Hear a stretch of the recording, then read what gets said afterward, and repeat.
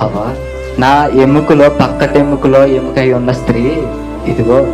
మన దేవుడు నాకు ఒక మాట చెప్పాడు.